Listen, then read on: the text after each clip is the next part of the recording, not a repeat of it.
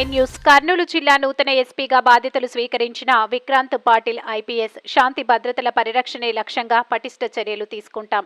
ప్రజలకు సేవలు అందించేందుకు ఎల్లప్పుడూ అందుబాటులో ఉంటాం. ఎక్కడైనా సమస్యలుంటే సమాచారం అందిస్తే తగిన చర్యలు తీసుకుంటాం.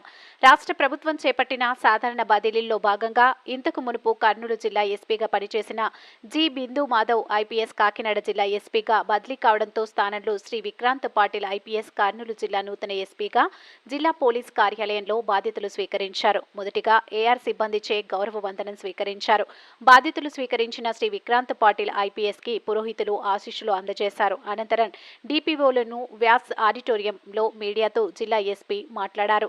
Southern region home guard commandant Mahesh Kumar, additional ఎస్పీలు హుస్సేన్ పీరా, కృష్ణమోహన్, డీఎస్పీలు, సిఐలు, ఆర్ఐలు, ఎస్ఐలు, ఆర్ఎస్ఐలు, డిపిఓ సిబ్బంది నూతన జిల్లా ఎస్పీని మర్యాదపూర్వకంగా కలిసి మొక్కలు, పుష్పగుచ్చాలు అందజేసి శుభాకాంక్షలు తెలిపారు.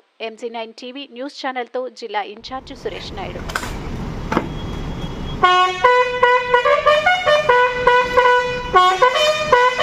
ఓం శ్రీ మహాగణాధిపతయే నమః. రాజాయ ప్రసయ్యసాహినే నమో విష్ణువే.